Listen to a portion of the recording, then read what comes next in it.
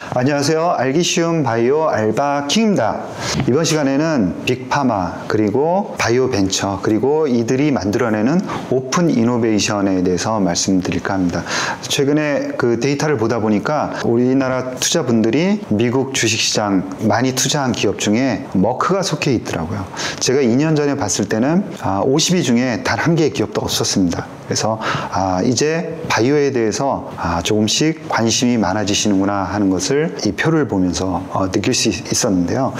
그 기업이 이제 머크입니다. 뒤에서 머크에 대해서도 간단하게 이제 소개를 해드리도록 하겠습니다. 자, 그러면 내용을 시작을 하겠습니다. 우리가 빅파마라 그러면은 대부분 R&D 비용으로 얘기를 많이 합니다. R&D 비용을 그래도 한 3, 4조 정도는 사용해야 빅파마에 속한다 이렇게 봐야 될 것 같고요. 개략적으로 한 랭킹 20위 안에 속한다 그러면은 비슷비슷한 실력들을 가지고 있다 이렇게 봐야 될 것 같습니다. 지금 그 순위를 보시면은 로슈가 가장 그 앞에 있고 연구 개발비만 2020년도에 우리나라 돈으로 환산하면 한 15조 가까이 되는 것 같습니다.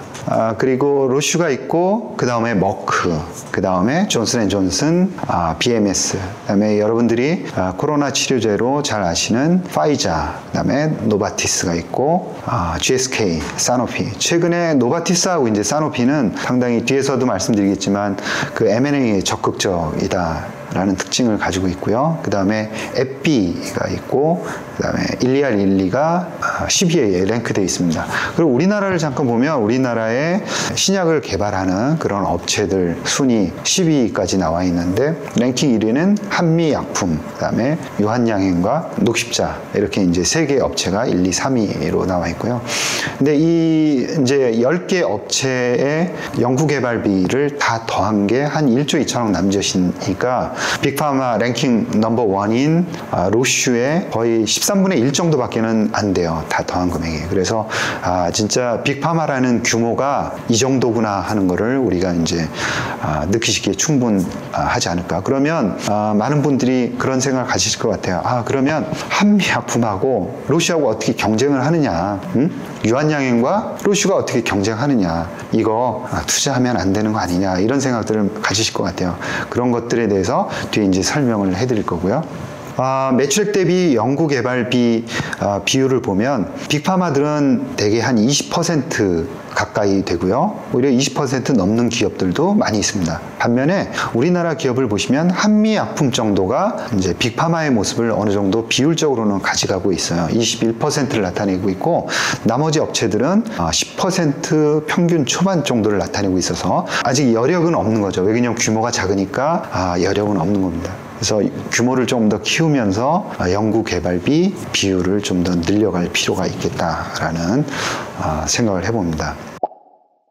우리나라 투자자들이 많이 가지고 있는 이제 미국 주식 랭킹 30위 안에 머크가 드디어 속했습니다. 우리 투자자분들이 향후에는 아마 한두 종목씩 바이오 벤처도 많이 투자하실 것 같고 관심도 이제 갖기 시작하셨으니까 공부의 양도 조금씩 늘어나지 않을까라는 생각을 해봅니다. 왜 머크를 샀을까라는 생각을 좀 더 해봤습니다. 머크에 대한 내용들이 있는데요. 여러분들이 아마 머크 하면 이제 키트루다를 떠오르실 겁니다. 그래서 항암제 중에 가장 유명하고 조금 있으면 거의 매출이 이제 20조 가까이 이제 돼갈 것 같고요. 특히나 이 기업은 이제 12개월 트레일링 영업이익을 보시면은 상당히 안정적으로 움직이고 있습니다. 그러니까 어떻게 보면 우리나라 사람들은 제약 그러면 이익이 없고 도박의 성격이 굉장히 강하다 이렇게 이제 생각을 하실 텐데 그게 아니라 거의 지금 가치주처럼 굉장히 이익을 꾸준하게 잘 내는 모습을 보실 수 있고요. 나머지 분기별 변동성도 굉장히 없습니다. 안정적으로 흘러가고 있구나라는 거예요.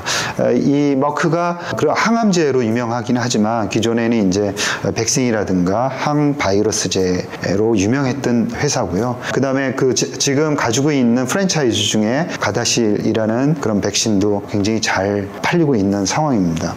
그 다음에 최근에 이제 바벤시오가 적응증을 늘려가고 있어서 장기 성장성도 굉장히 유망하다 이렇게 보고 있고, 아무래도 우리나라 그 분들이 좋아하시는 이유 중에 하나가 이제 배당 수익률도 3% 정도 이제 됩니다. 그래서 배당 성향도 40%이기 때문에 조금 더 올릴 여지가 있거든요. 그래서 장기적으로는 꾸준하게 가져갈 수 있는 종목 중에 하나지 않을까, 이런 측면에서 머크를 가장 먼저 선택하지 않으셨나라는 생각을 해봅니다. 자, 그럼 다시 이제 빅파마의 얘기로 돌아와서 빅파마들의 그런 특허 전략에 대해서 간단하게 이제 소개를 드리면, 빅파마들은 아까 말씀드린 대로 엄청나게 많은 신약들을 보유하면서 이 약들을 잘 지켜내야 됩니다. 지킨다는 의미가 특허를 지켜내야 되고, 시밀러가 이제 들어오는 것을 막아야 되는 거죠. 그런 전략으로 에버그리닝 전략이라는 걸 사용을 하고 있습니다. 그러니까 신약을 개발하기 위해서는 물질을 개발하고, 그 다음번에 조성물 특허를 또 받고, 그 다음에 염이라든가 실질적으로 약을 만드는 제재 특허, 이렇게 이제 순차적으로 특허를 받아 나갑니다. 그런데 의도적으로 특허 출원을 지연을 시켜서 특허의 기간을 굉장히 늘려가는 거죠. 그래서 가급적 약이 나올 때 정도부터 해서 실질적인 특허 기간이 시작되도록 그렇게 이제 전략을 짜는 겁니다. 그 다음에 이제 특허가 만료가 되고 바이오 시밀러가 치고 들어올 때 정도 되면은 이제 소송 전략으로 가는 거죠. 소송을 걸어서 소송을 이긴다 이런 전략보다는 소송을 통해서 시간을 끌면서 그 사이에 약을 계속 팔면서 이익을 극대화하는 전략을 사용하고 있는 겁니다. 두 번째로는 그 프랜차이즈, 즉 이제 제품에 대한 포트폴리오를 젊게 가져가는 겁니다. 아까 말씀드렸듯이 특허 기간이라는 게 딱 정해져 있기 때문에 아무리 좋은 약도 10년 이상 되면은 일단 불안하고 대응책을 세워야 되는 거죠. 그런데 그 글로벌 빅파마의 10년 이상 제품에 대한 매출 의존도가 이제 50%를 넘어가면은 빅파마들이 이제 긴장을 하는 겁니다. 왜냐면 그 제품들이 노화되고 있구나라는 그런 시그널이거든요. 이 그래프를 보시면 사노피, 에피, 화이자, 노보노디스크, 로슈 이렇게 2019년 데이터긴 하지만 10년 이상 제품에 대한 매출 의존도가 굉장히 높습니다. 최근에 사노피가 기업을 3개를 인수했습니다. 이 사노피의 10년 이상 제품에 대한 매출 의존도가 거의 80%에 육박하고 있기 때문에 이러한 왕성한 그 M&A 식욕을 어느 정도 여러분들은 이해를 좀 하실 수 있지 않을까, 이런 생각을 할 수 있고요. 글로벌 빅파마 성장 전략으로 오픈 이노베이션과 관련한 얘기입니다. 굉장히 중요한 얘기고, 이전에는 글로벌 빅파마들이 필요한 기술을 전체 다 회사 내에서 연구 개발을 했습니다. 외부에서 사오는 약들은 그렇게 많지는 않았고, 기술을 들여온다 하더라도 그렇게 기술들이 많지는 않았던 거거든요. 그런데 지금은 공식적으로 50%에서 60%, 그러니까 최대 60%까지는 회사에서 필요한 기술을 외부에서 사오는 겁니다. 기술을 라이센스 인한다거나 아니면은 M&A를 해서 회사를 사오는 게 어떤 원타임 이벤트로 실행하는 게 아니라 지속적으로 회사가 해 나가야 하는 일상적인 업무가 됐다라는 것을 인식하실 필요가 있어요. 지속적으로 기술을 외부로부터 수요를 받아야 하기 때문에 그 글로벌 빅파마들이 관심을 가질 만한 기술을 갖고 있는 바이오 벤처들은 항상 기회가 열려 있고 몸의 가치가 올라가고 있구나라는 사실을 알 수 있는 겁니다. 자, 조금 더 이 얘기를 발전을 시키면, 이전과는 신약을 개발하는 환경이 전혀 달라졌습니다. 10년 전에는 12억 달러 정도 신약을 개발하는 데 소요되었다 그러면 지금은 20억 달러가 넘어가고 있습니다. 즉 2조 2천억 가까운 돈이 소요가 된다. 그리고 신약을 개발하는 데 필요한 기간도 11년에서 14년으로 늘어났습니다. 그러니까 약을 점점 더 개발하기 힘들다라는 거고요. 약이 희귀질환이고 항암 치료제이 되다 보니까 R&D하고 임상하는 조건이 굉장히 까다로워졌습니다. 그래서 이 모든 기술을 아무리 빅파마라 하더라도 한 개의 기업에서 하기는 대단히 어렵게 됐습니다. 맨 왼쪽에 보시면 유전자 치료제라든가 세포 치료제, 그리고 희귀질환 치료제라든가 최근에 각광을 받고 있는 AI라든가 이런 기술들이 빅파마로부터 나온 기술이 아니라 전부 다 바이오 벤처로부터 나온 기술입니다. 그러니까 어떻게 보면 빅파마가 최근 그 기술의 흐름을 주도한다기보다는 빅파마들이 주도하고 그 주도한 기술들을 빅파마들이 굉장히 의욕적으로 흡수를 하고 있다라는 이런 오픈 이노베이션의 메커니즘을 이해하실 필요가 있다는 거고요.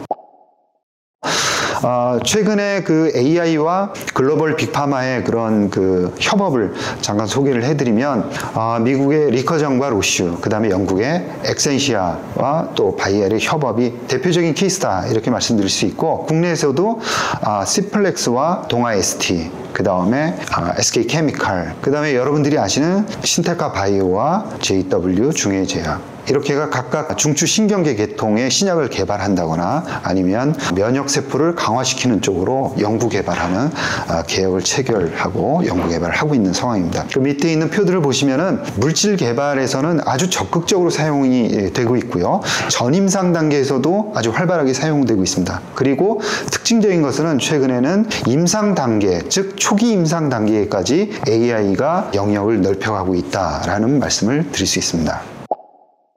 지금까지 드린 말씀을 좀 정리해서 말씀을 드리면, 제약의 환경은 굉장히 많이 변했기 때문에 아무리 빅파마라 하더라도 각자의 영역 안에서 틀을 갖고 연구개발을 하는 것은 대단히 어렵다고 해서 약을 만드는 그런 확률이 점점 좁아지고 있기 때문에 빅파마와 바이오벤처 간의 오픈 이노베이션이 지금 나아가는 길이다라는 점과, 최근에 특징적인 것 중에 하나는 빅파마들이 초기 물질, 즉 임상 일상 이전에 그런 물질들이 굉장히 다이나믹하게 그리고 활발하게 사가고 있어요. 그리고 사가서 임상 일상이 잘 안 되면 그냥 바로 버려버리는 겁니다. 그러니까 괜찮다 싶은 기술은 빨리 사들이고 결정도 빨리 내리는 거죠. 괜찮은 기술을 가지고 있는 업체들은 기술 수출할 기회들이 훨씬 더 많아졌다라는 거예요. 지금까지 드린 말씀에 대한 결론을 말씀드리면, 빅파마들은 대규모의 자금을 지금 보유하고 있으면서 적극적인 M&A와 또 기술 협업을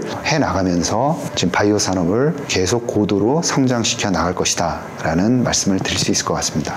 이상 발표를 마치겠습니다. 감사합니다.